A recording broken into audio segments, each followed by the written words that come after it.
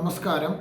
ഇന്നിവിടെ ഞാൻ പ്രവചിക്കുന്നത് വിശാഖ നക്ഷത്രത്തിൽ ജനിച്ചവരുടെ കുംഭമാസത്തിലെ ജ്യോതിഷ ഫലങ്ങളാണ്. പ്രൊഫഷണൽ മേഖലയിൽ ജോലി ചെയ്യുന്നവർക്ക് വളരെ ഗുണമുള്ള ഒരു സമയമാണ്. പ്രൊഫഷണലായി പഠിച്ചിറങ്ങിയവർക്കും ഏറെ തൊഴിലവസരങ്ങൾ ലഭ്യമാകുന്നതാകുന്നു. ഫാഷൻ മോഡൽ എന്നീ പ്രൊഫഷണലായി ജോലി ചെയ്യുന്നവർക്ക് ധാരാളം അവസരങ്ങൾ ലഭിക്കുന്നു. അതുമൂലം ധാരാളം സാമ്പത്തിക മെച്ചവും ഉണ്ടാകുന്നു. നടനം പരിശീലനം ആക്കിയവർക്കും വളരെ ഗുണം ചെയ്യുന്നു. ബ്യൂട്ടീഷ്യനായി വർക്ക് ചെയ്യുന്നവർക്ക് ഏറെ ഗുണകരമാണ്. സെക്സ് തെറാപ്പിസ്റ്റുകൾക്കും ധാരാളം അവസരങ്ങൾ അവർക്ക് ലഭിക്കുന്നു.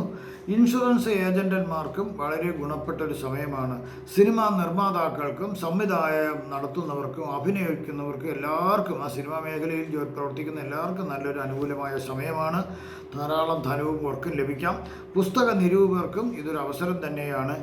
ബില്ലിംഗ് ഏജന്റന്മാർക്കും വളരെ ഗുണകരമാണ്. നല്ല ജോലികൾ അവർക്ക് ലഭിക്കേണ്ട സാധ്യതയുണ്ട്. ആധുനിക രീതിയിലുള്ള വസ്ത്രം നിർമ്മിക്കുന്നവർക്ക് എന്ന് വെച്ചാൽ ന്യൂ ജനറേഷൻ്റെ വസ്ത്രങ്ങൾ നിർമ്മിക്കുന്നവർക്കും അത് വിൽപ്പന നടത്തുന്നവർക്കും വളരെയധികം ഗുണങ്ങൾ ലഭിക്കുന്നു.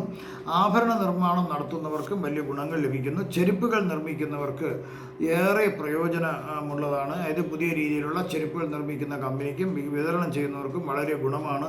മുകളിൽ പറഞ്ഞ ആധുനിക വസ്ത്രം, ആഭരണം, ചെരുപ്പുകൾ ഇവ വിശാഖ നക്ഷത്രക്കാർക്ക് ഷോപ്പുകൾ തുടങ്ങി എന്നതേ ഉള്ളൂ. അവർക്ക് ഗുണങ്ങൾ ലഭിക്കാം. ധനം ധാരാളം വരാൻ സാധ്യത കാണുന്നുണ്ട്. അവർക്ക് ബന്ധുക്കൾക്കും കുടുംബത്തിനും പല ഗുണങ്ങളും അതുമൂലം നിങ്ങൾക്ക് ചെയ്യാനും സാധിക്കുന്നു. ഇനി ഞാൻ പ്രവചിക്കാൻ പോകുന്നത് മോശം ഫലങ്ങളെയാണ്. ചില വിശാഖ നക്ഷത്രക്കാർക്ക് സുഖങ്ങൾക്ക് വിഘ്നം വരാം. എവിടെ ചെന്നാലും സുഖം കുറവ് വരുന്നതായിട്ട് അവർക്ക് തോന്നാം.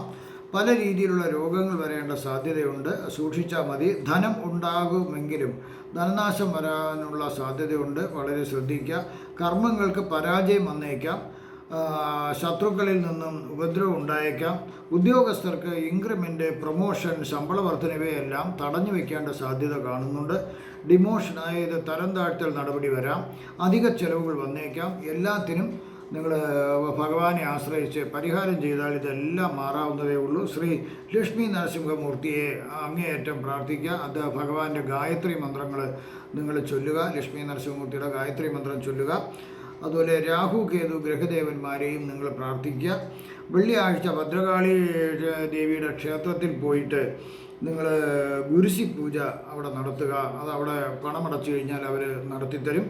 അതായത് സ്വാത്വികമായ പൂജ ആണത്. ശത്രുദോഷം, അതായത് മനപ്രയാസം എല്ലാം മാറി മനസ്സിന് ശാന്തി ലഭിക്കുന്നതാണ്. ഞാനിവിടെ പ്രവചിച്ചത് സാമാന്യ ഫലങ്ങൾ മാത്രമാണ്. 100% കൃത്യതയോടുള്ള ഫലങ്ങൾക്ക് ജാതക പരിശോധന കൂടി ആവശ്യമായി വരുന്നു. നിങ്ങൾക്ക് ഈ കുംഭമാസത്തിൽ സർവ്വവിധ സുഖ സമ്പൽ സമൃദ്ധി ദീർഘായുസ് ഐശ്വര്യങ്ങൾ ഭഗവാൻ നൽകുമാറാകട്ടെ എന്ന് ഞാൻ ഭഗവാനോട് പ്രാർത്ഥിക്കുന്നു.